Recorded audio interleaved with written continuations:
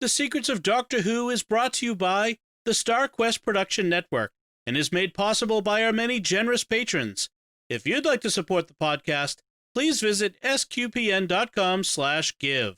You're listening to The Secrets of Doctor Who, episode 207. One day, I shall come back. That's it. I've been renewed. Is when a Time Lord's body wears out, he regenerates. I'm a Time Lord. I'm not a human being. I walk in eternity. Bravehearty.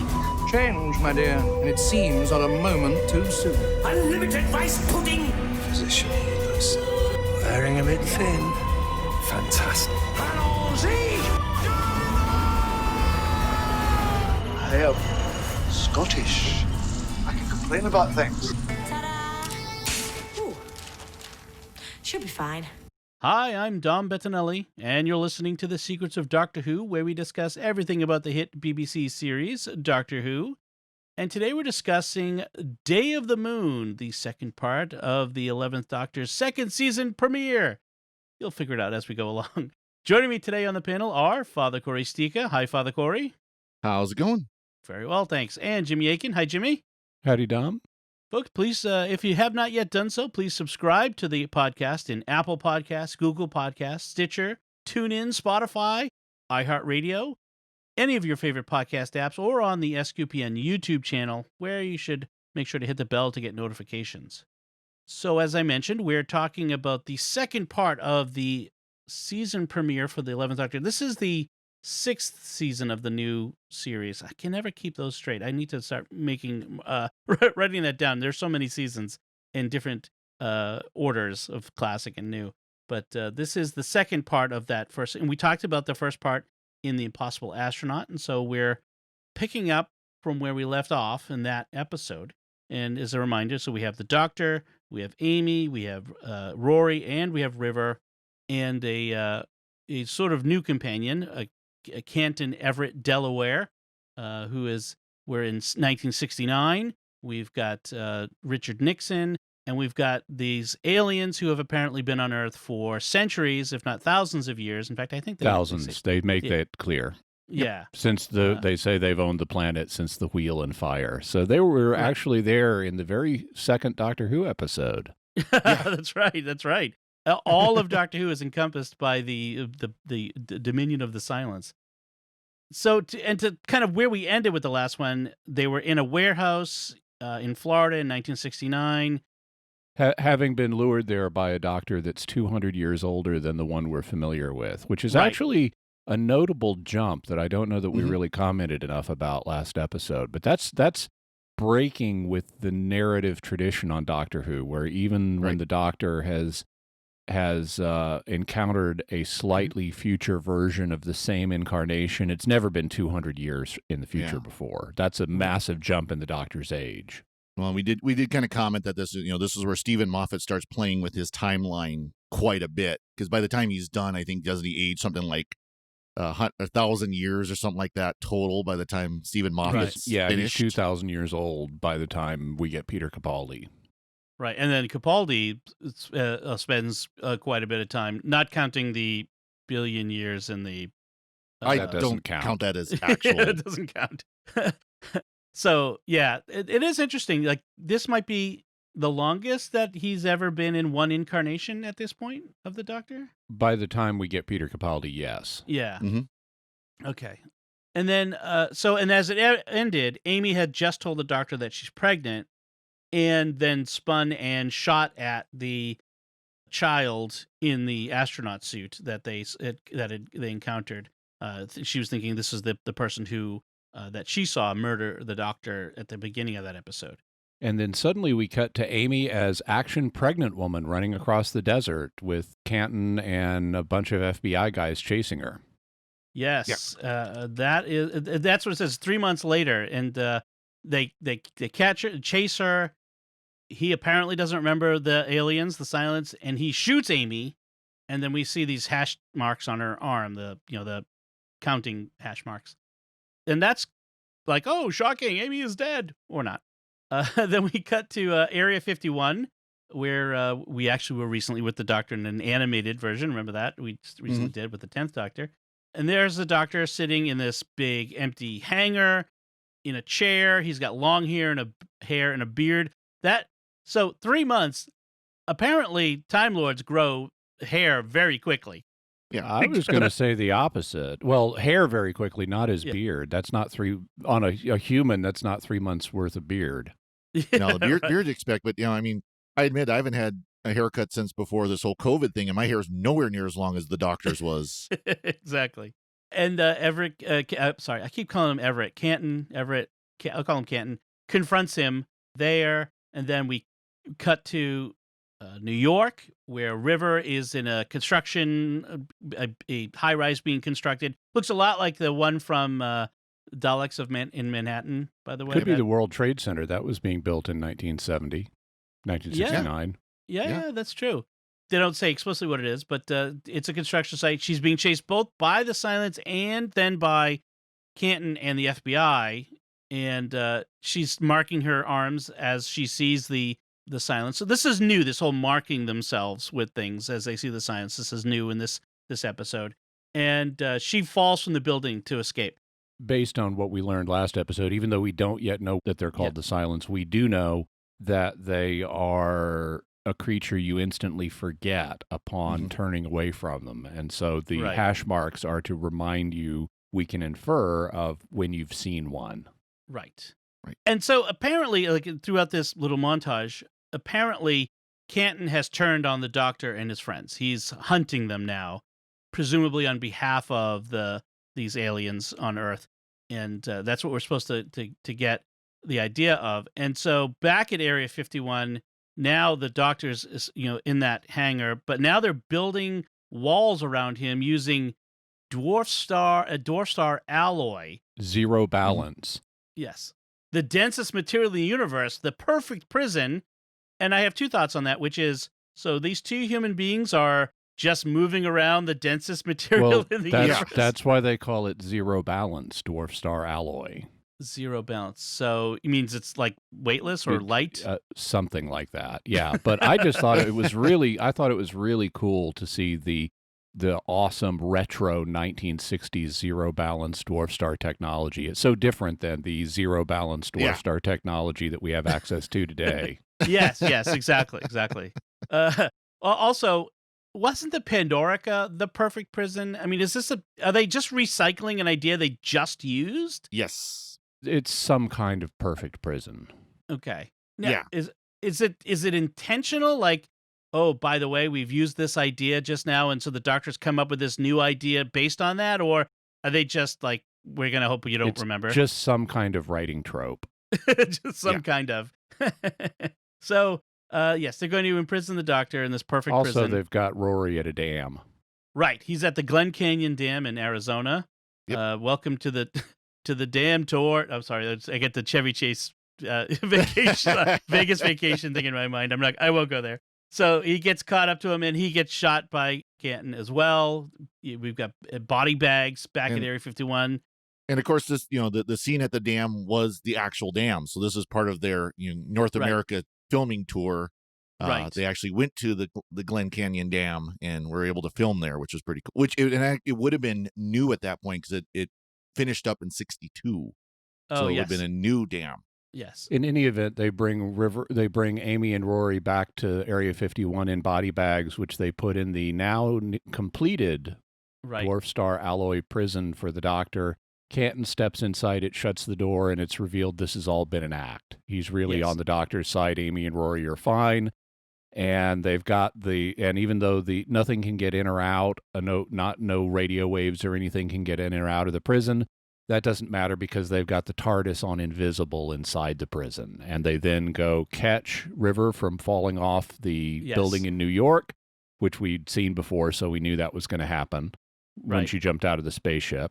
And then we get another Amy recap of what the series is about for all the new American viewers they're hoping to get, even though it's not even the first episode of the series. Right. What does she say? She basically... when I was a kid, I had an imaginary friend, and he came back, and now we travel the universe, blah, blah, blah. Right. and then we go into the opening credits. And I found myself thinking, trying to watch this episode once again from the perspective of someone who's an American who's never seen Doctor Who before. And by the end of the episode, I would just be mystified. I might have had a good time, but I would not know what's going on because they leave so many things unresolved by the end of this and don't explain other things that, like when the little girl regenerates at the end. If I'm a new American, I have no idea what that is. Okay. So I was going to bring up this at some point in the whole discussion here. And I this is a good place to bring it up. When I first watched this, I had been watching the 10th Doctor in the 9th Doctor for a while. Hadn't watched the original series. And at the end of these two episodes, I was confused. I was not a new viewer. So the problem, I think, with these two-parter and with this whole season is that it's so convoluted and it's hard to remember what's going on in the different pieces. And all I remember at first is that as I was going into even rewatching this now, is I was confused at the end of the two-parter with so many questions. And it's like Moffat is almost too clever in stringing the whole thing out over a whole season, just makes it all too tricky to keep track of. And you've got all the time jumping. You've got the lady with the eye patch that just shows up briefly for absolutely no reason whatsoever, other than to say, oh, she's dreaming or something like that. And then, of course, you got the girl with the regeneration at the end. And it just was not easy to follow. And this is after seeing it, a couple of times since it first aired. Yeah. I think he's trying to do too much too quickly. He's not allowing the story to breathe. And there are beats that just don't seem to make any sense. Like when Amy gets taken by the silence. She hasn't been taken by Madame Kovarian, who is the eye patch lady, as we'll learn. Mm-hmm. Right. She gets taken by the silence, and we're not sure why. The little girl gets out of the space suit, and that happens off screen, and we're not sure why. They get the space suit and start analyzing it and can tell some things about it, but not others. And there's just a ton here that's unexplainable, and or at least unexplained on screen. And some of it I don't think we ever get satisfying answers for. Right. And at the end of this, we still don't have an answer to how is the Doctor dead at the beginning of this season. The very beginning. That's for the end of the season. That I can give them. But yeah. But it's sort of, I guess they want to, not drag it out, but it's kind a flash forward. They're giving us a vision of the future, and then Mm-hmm. we'll see how we get there and how we resolve it. Yeah. Yeah. There was a lot of things get raised, a lot of threads get unspooled, and most of them don't get resolved by the end of this, and they don't get resolved for a while, and you have to kind of keep all this knowledge in your head in suspension until you eventually get there. And River throws out like a line about how the suit could the suit move on its own? Right. And it just gets dropped there. Right. And that's it. Oh, so maybe the suit killed him on its own. Yeah. We saw the visor raise. The Doctor said, "I know who you are," to the suit. Right. But still, just this idea that, there's stuff like that just kind of got dropped out there and just left sitting on the floor. Yeah. Mm-hmm. Yeah. So they decide to do a search for the little girl and where she came from. And this goes by really quickly. But the Doctor says, well, they would have taken the little girl from a place she wouldn't have been missed. So check orphanages. Right. And they go to an orphanage that I gather is in Louisiana. I'm not sure. Florida. At least. Well, I forget if they said it was Florida or Louisiana. I think they did say Florida, but the guy definitely does not have a Florida accent. That's a Louisiana accent. Yeah. And there's this Dr. Renfrew, who you mentioned, who's running the place, and it's incredibly dilapidated. We learn that apparently this was shut down several years ago, and he hasn't realized it. He thinks it's going to be shut down in 1969, and he's living in some year before 1969. The place is infested with the aliens, so he suffered repeated memory wipes and has gone dotty as a result. Mm-hmm. And apparently the little girl was being kept in a room there as the only child in this dilapidated children's home. And on the dresser, there are a bunch of pictures, one of which is Amy holding a little baby. Yep. even though Right. Amy has now said she was wrong. She wasn't pregnant. Right. Yeah, I wanted to. Yeah, I wanted to go back and address that when we're done with this bit. But yeah, so they show up at this orphanage. They find this whole nest of them. Amy does. They're doing. I like that Canton and Amy are doing their like a Mulder and Scully routine there. Mhm. She's like Yeah. pretending to be FBI. She ends up marking herself because having seen them, but doesn't realize that she's marked herself. So she doesn't realize that there's a nest of silence in this orphanage, which is interesting. It's very creepy. This whole hash mark all over their face and arms. Yeah. That is effective. So Now, you might wonder, why would you hash mark your own face? Because you normally can't see your face. yes, But it does make for an effective thing when she looks in, sees her reflection in a window, and there are marks all over her face. that's true. That's true. So Renfrew tells Canton, because they're now in a separate place from where Amy is, that he cares for this child that's there. And meanwhile, Amy finds this big steel door, and as you mentioned, a panel opens, a woman with an eye patch peers out, says to someone, "No, I think she's just dreaming," and then closes it. Yeah, and this is Dr. Kovarian, right? Or Madame Kovarian. Madame Kovarian, right? But we don't know that yet. Right. And this is part of the little bit of maddening part of it. So that's all going to be later. She's in some sort of alliance with the various enemies of the Doctor, including the Silence, that will only be revealed later. And I mean, I'm gonna sort of just reveal a bit. This Amy is not going to turn out not to be who we think Amy is, but is kind of Amy. That's what that's one of the things that really confused me later. So anyway, the Amy we have with us is an avatar. Right. Yep. They call it a ganger, which we saw the gangers before, right? Oh, yeah. There's a that was two-parter introducing them to get us ready for that concept. Okay. Yeah. That was before this. Okay. So, yeah. So I'm trying to remember. It's before the reveal. We haven't seen the gangers yet. Oh, okay. So meanwhile, they've gone to Cape Canaveral. The Doctor has taken them to Cape Canaveral and revealed that Apollo 11, which is on the launch pad, is going to be the secret weapon that defeats the Actually, he Silence. says it will be. No, it's not Apollo 11. He says that would be silly if it was Apollo 11. It's Neil Armstrong's foot. Yeah. That's the secret weapon. Oh, right. right. When his foot hits the. Yes. Meanwhile, so when Canton and Amy go to the orphanage, we get a flashback to the Doctor going over what they learned in the previous 3 months, and then the Doctor. I want to know how they're even talking about the Silence without looking at one of them the whole time. That doesn't make any sense. Yes, exactly. That's what the note I made. How is it they now remember at least the existence of the creatures before? Yeah. Well, of course, they've got the picture of one from Amy's smartphone. So, I mean, at least you got that where they can say, okay, we've seen one now. We can see one on a picture. But Doctor even says that you forget about even talking about them, what you've talked about them, if you're not looking at one. Right. And they don't explain that.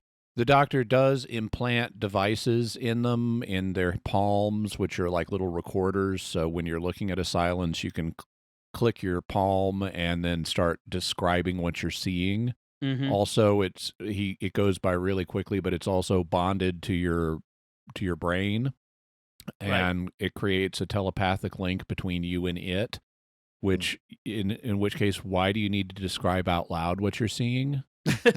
Right. It's. Yeah. But the telepathic thing will become important later in the episode. Yes. So it's another kind of poorly thought out thing. We do learn that the Silence can give you post-hypnotic suggestions, which we kind of saw in the previous episode, and they make it explicit here. Right. And this is going to turn out to be how the Silence, they'll reveal their name finally in this episode.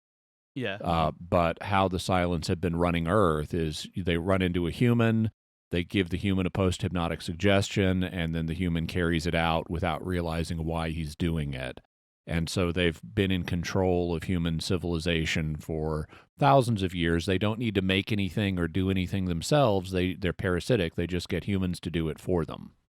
So the Doctor has a line here, which I think is interesting. He says, as long as there's been something in the corner of your eye, or creaking in your house, or breathing under your bed, or voices through a wall, They've been running your lives for a very long time, so keep this straight in your head. We're not fighting an alien invasion. We're leading a revolution, and today the battle begins. And my response is, that sounds a lot like the 12th Doctor story, Listen. The creatures that are there, that are the source of all of this, the creaking and all that sort of stuff, that we don't notice but are there outside the corner of our eye. And I find it interesting. It also Moffat's, sounds like the Vashta Nerada. Right. This seems to be a theme that Moffat likes to do. In fact, it's like the Weeping Angels as well. The things that exist when we're not looking. There's that, but there's also just taking ordinary fears and saying there's something really there. Right. Yes, I guess that like is statues, really creepy. Statues really are creepy, and shadows really will eat you, and things like that. And your house creaks, and you'll hear noises that you think are voices, and all that stuff. Yeah. And what if there were things that only existed when you saw them, and you forgot about the scary thing when you turned away? Yeah, I mean, it's just a bit like a vampire in that sense. I mean, the vampires are like that. If you look into the eyes of a vampire, it will hypnotize you and that sort of stuff and control you, and it's parasitic. It lives off of you. So interesting. So I find that interesting that kind of. And in fact, didn't Moffat just recently do a Dracula series? By the way, in which he and his writing partner Mark Gatiss explored why would Dracula have all these weird limitations, like he has to be invited in and stuff like that. Interesting. So it just seems to be something Moffat likes to explore. I find it interesting. I think it's at least somewhat original, these concepts. So I'm glad to see them. So later on, we see the Doctor is rooting around inside the Apollo 11 capsule, installing something. He's literally doing rocket surgery. Yeah. yes, and gets caught.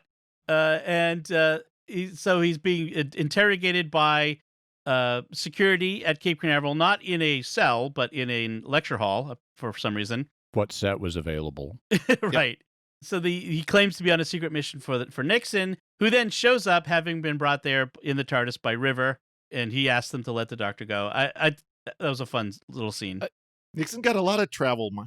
Yeah. It's not the only time Nixon gets to be. I mean, if by some standards the test of being a companion is do you get to ride in the TARDIS, and Nixon goes twice in this episode. So yes, I like the idea of Richard Nixon as an official Doctor companion.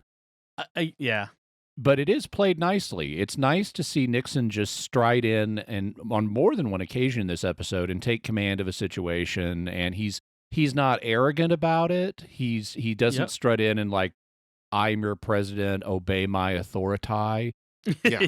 Instead, he's, hey, I'm President Nixon, and I just want to thank you for your service to America. You're doing important work here, and all of America thanks you. Yeah. more of a political stump speech than but he comes across as winning and friendly and humble, but still solving the problem, and I like that. Yes, and he does actually in the end, like when the guy in charge sort of balks a little bit, he says, "Son, I am your commander-in-chief." I guess it'll be fine then, Mr. President. Like he just sort of reminds him that he is the boss. But yeah, that was good. Also, I like when River and Rory show up with Nixon in the TARDIS. They're both wearing this awesome 1960s Mad Men costuming. Yes. And Rory looks, like a kind of young 1950s or 1960s businessman geek.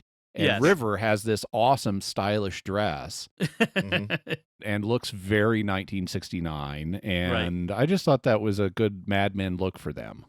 Well, the funny thing is the Doctor fits right in with his suspenders and bow tie and his regular outfit just fits in. It's timeless. I also like how at the end of the scene, Rory, who has broken a model of the lunar lander accidentally, awkwardly turns to the NASA guys and says, "America salutes you," and salutes them awkwardly. And British salute with a British accent. British salute. Yeah, he does the British salute with the palm out instead of palm in. Yes, very good. So back at the orphanage, meanwhile, in Renfrew's office, Canton and Renfrew are in there. Amy has already encountered the astronaut in the girls' room, and then the silence had come in and taken her. But in Renfrew's office, there's a knock, and Renfrew goes to the door, opens it a crack, and is talking through it to someone who is apparently very tall that we don't see, which I like because we get the idea that who's he talking to? Someone very tall. The silents are very tall, and that's when this particular silence alien. What is the singular of the silence? I don't know what it is. The silent comes in. Yeah. Canton asks if it's armed. We have ruled the world since the wheel and the fire. We have no need of weapons. So Canton shoots him with a gun and says, "Welcome to America," which I think is awesome. That was so funny. I like how we have, for one, in New Who, we've had a lot of America bashing. Yep. And it's nice to not have that for once. Yeah. I mean, there are recognitions of differences between British and American culture. I once, this was actually on a totally different show, but I based out of Canada, and it had a Canadian being mistaken for an American, and the Canadian was saying, "No, I'm Canadian. That's like an American, but without the gun." and there could be playful recognitions of the differences in our respective Anglophone cultures, but it's nice to not have the bashing that has often been there in New Who. Right. There is a fine line between the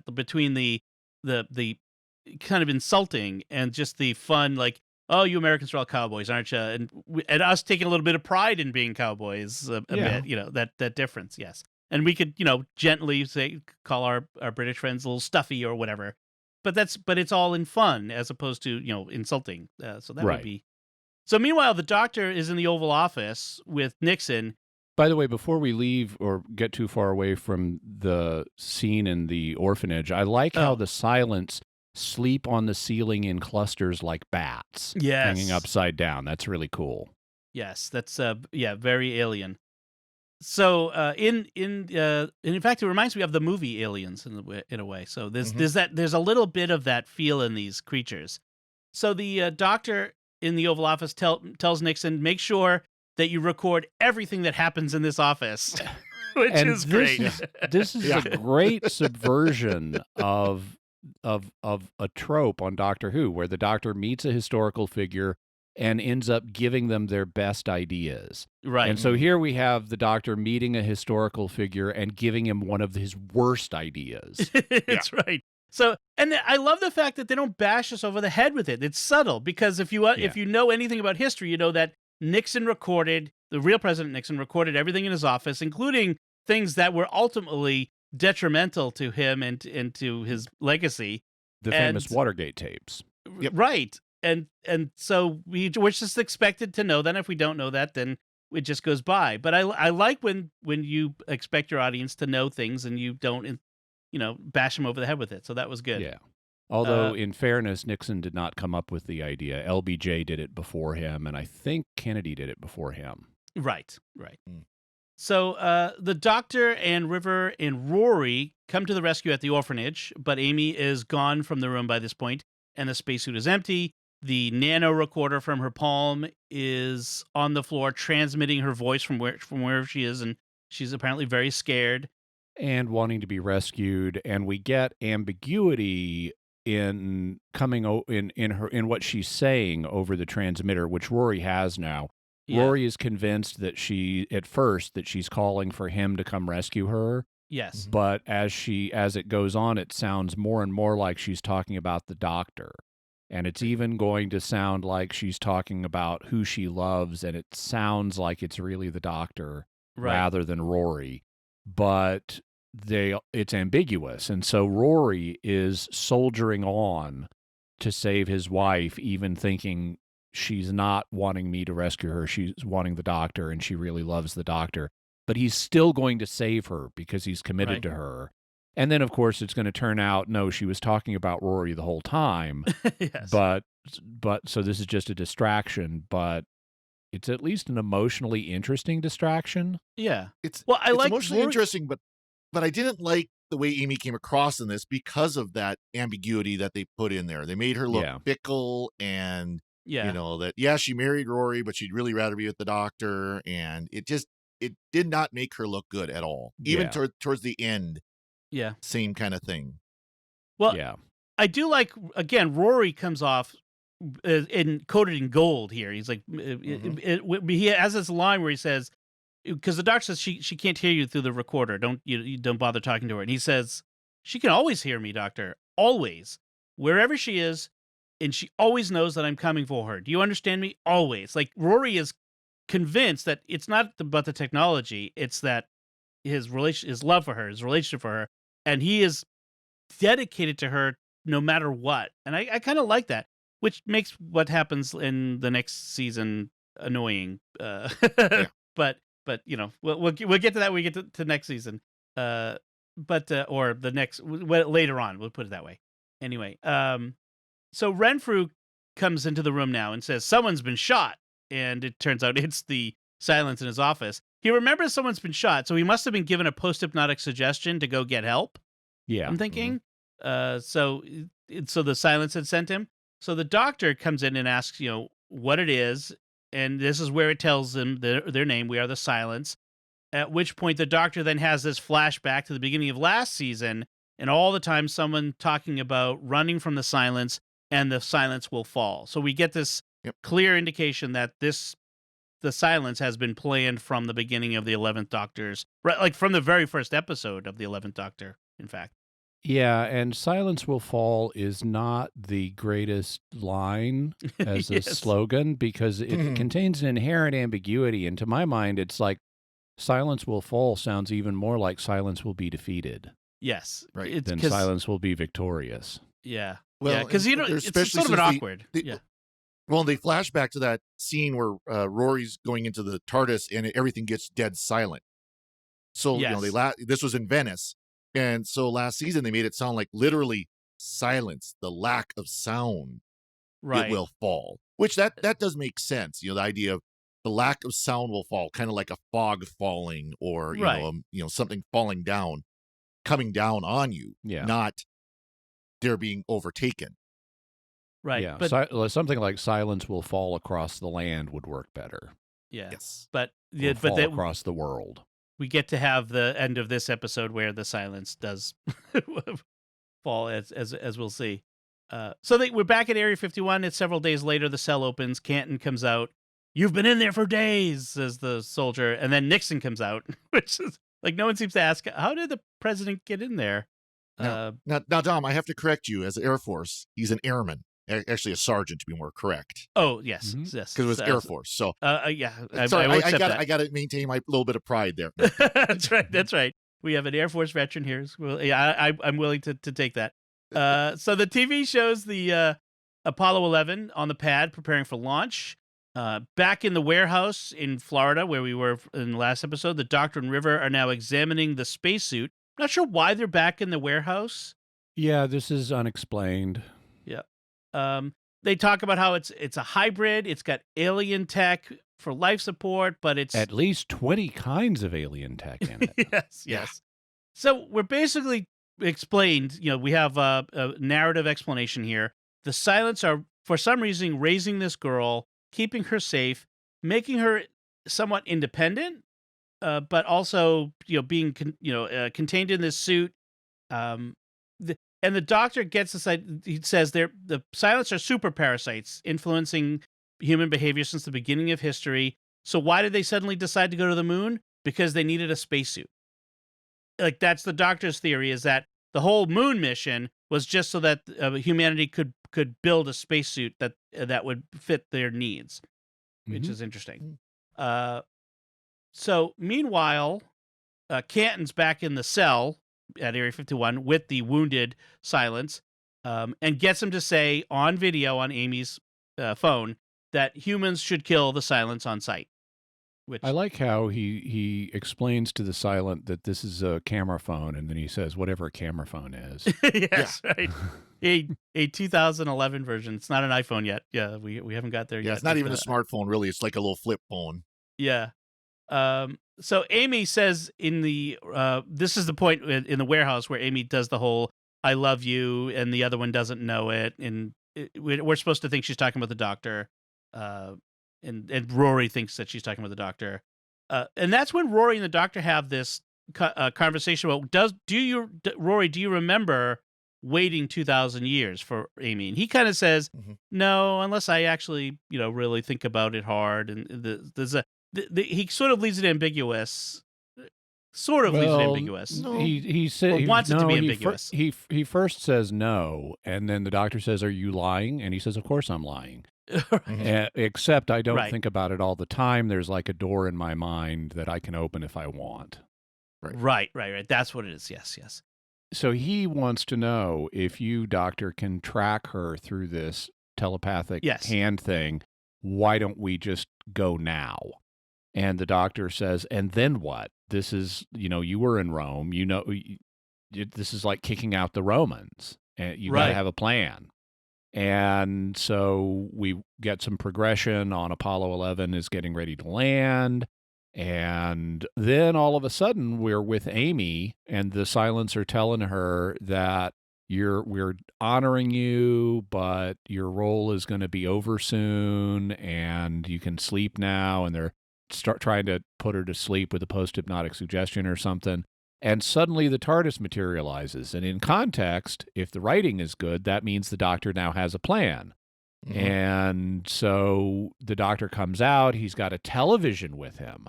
Yes. Yep. Rory and River also come out. The doctor and River start flirting.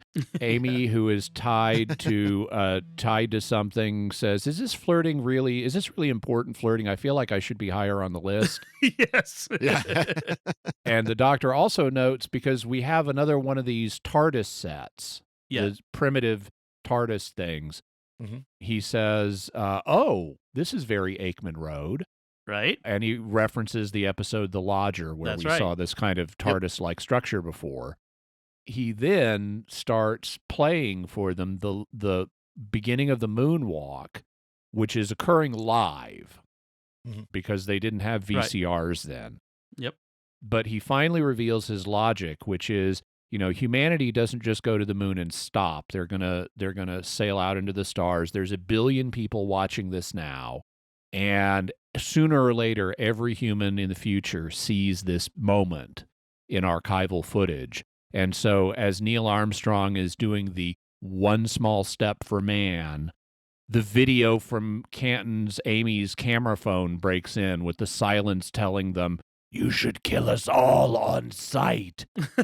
And one giant leap for mankind. You should kill us all on sight.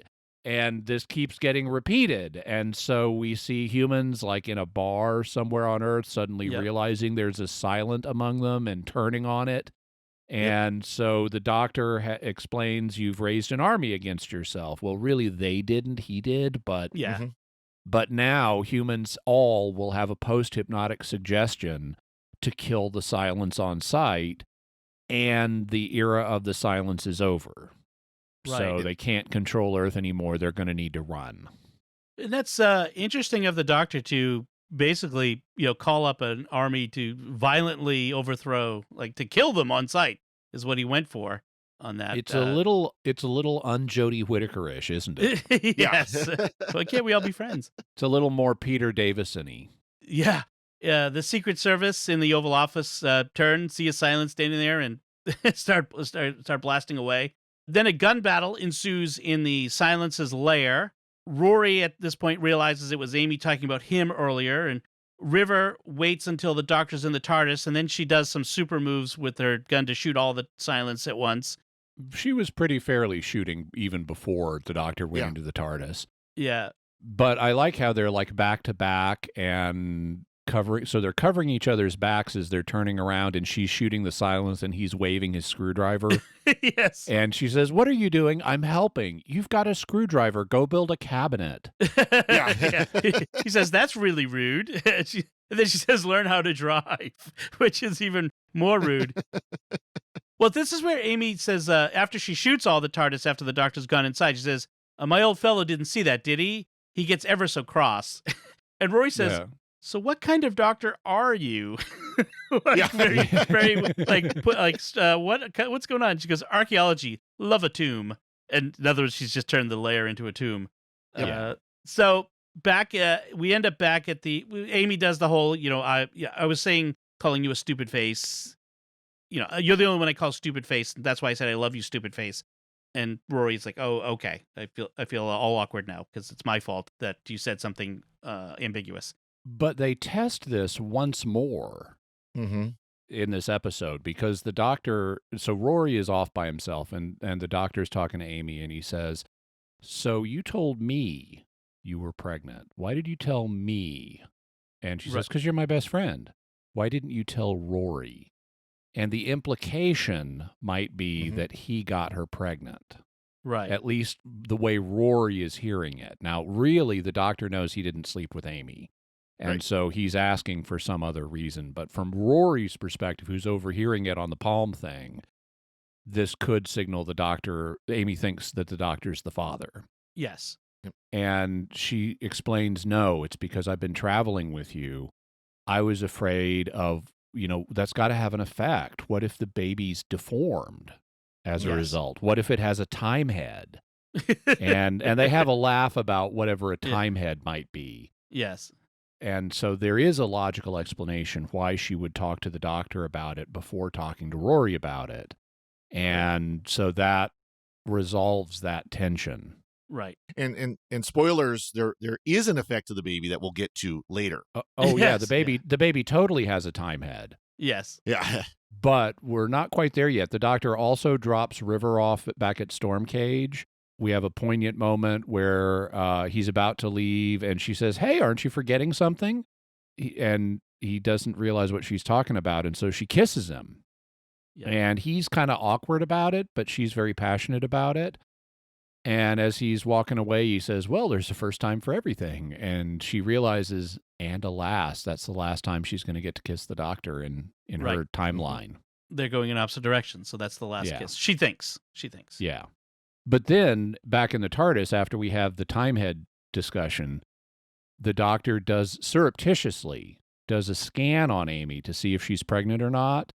And the scan keeps alternating between the pregnancy test being positive and negative, and negative. So we've got Schrodinger's baby. Right. So one thing with when Rory was listening in on the doctor and Amy having their conversation about why she didn't tell Rory she was pregnant, he was listening on the little nano recorder, and that's when she goes, "Oi, stupid face! I'm going to take that away from you if you're going to listen to me in on me all the time." And so she knew he was listening on the recorder. So it is good. And so she's like, "Look, this is. I would have told you at some point, but I wanted to talk to the doctor first because a woman, when she's pregnant, talks to her doctor first, right?" Yeah. So sometimes. We also had the doctor dropping off Nixon and Canton at the Oval Office a little earlier than this, and Nixon has this moment where he asks, "Will I be remembered?" Yeah. Oh, Tricky Dicky, they will remember you. Don't worry. and he adds, "Say hi to David Frost for me." And that's a reference to a famous set of interviews that were done by the journalist David Frost after Nixon fell from power. Yes. That was a good one. Then the episode ends with 6 months later in New York City, in the New York alleyway. There's a homeless man scavenging in some dumpsters when a little girl comes out of the shadows. I don't know if you guys have ever seen the little kid's book, the Matchbook Girl. Oh, sure. Yeah. I hated that book reading to my kids because it always got me right in the feels. Spoilers. She dies at the end of it. Yeah. And so the homeless guy's like, "Are you okay, little girl?" And she's like, "Oh, it's all right. It's quite all right. I'm dying, but I can fix that. It's easy, really." And then she goes into regeneration mode, Artron energy flowing out of her. And of course, he heads for the hills like a smart guy. Yeah. Yeah. And so she's some kind of Time Lord-ish person, Time Lady.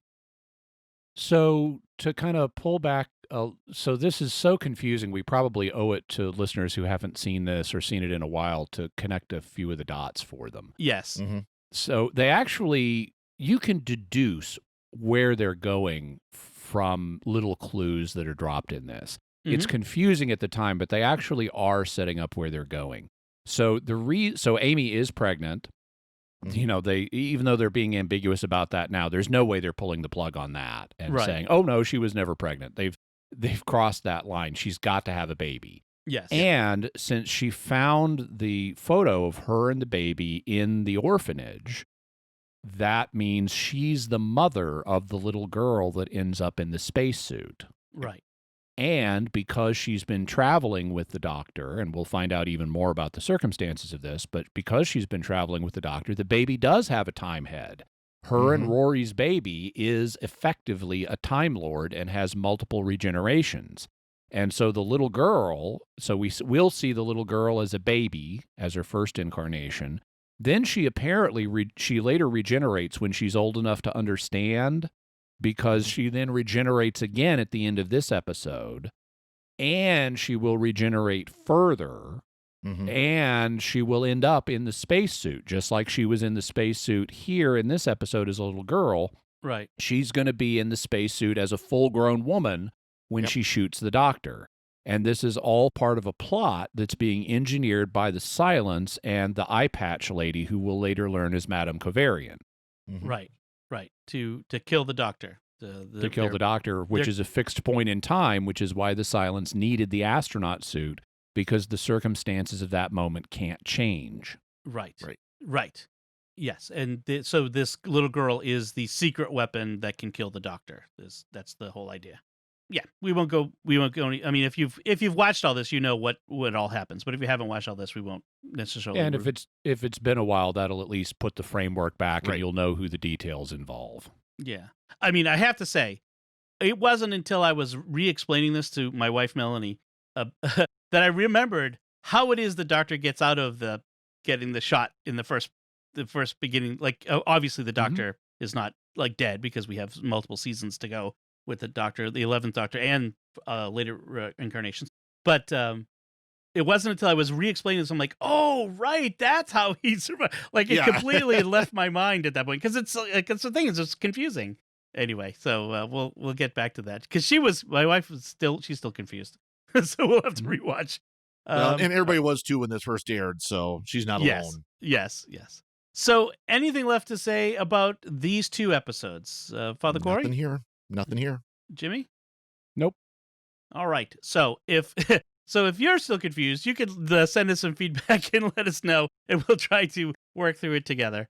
But we do want to now take a moment to thank our patrons who make it possible for us to create the Secrets of Doctor Who, including David C., Thomas A., Nick S., Rob G., and Justin S. Their generous donations at sqpn.com/give make it possible for us to continue the Secrets of Doctor Who and all the shows at StarQuest. You can join them by visiting sqpn.com/give. We'd also like to thank Victor Lambs, who edits the show for us every week. So that's it from us. So if you do have some feedback for us on Day of the Moon, let us know by commenting on the show at sqpn.com or the Secrets of Doctor Who Facebook page, or send an email to drwho@sqpn.com. We'll be back next time when we'll be discussing the 7th Doctor story, Silver Nemesis. This is where I wait for reaction from Father Cory or Jimmy. Sometimes there's I raised my eyebrows. Yeah, and I kind of hummed. See, I haven't seen these, so I'm judging the quality based on your reaction. Not the best of times, not the worst of times. All right, good. But the 25th anniversary, which is why it's the Silver Nemesis. And that also tells us who the villain's going to be. Yes, it's obvious. But I won't go there. Until then, Jimmy Aiken, thank you for joining me and sharing the Secrets of Doctor Who. Thank you, Dom. Father Cory Stika, thank you as well. Thanks, Dom. And once again, I'm Dom Bettinelli. Thank you for listening to the Secrets of Doctor Who on StarQuest. And remember, the silence will fall. Right. This is going to be fun.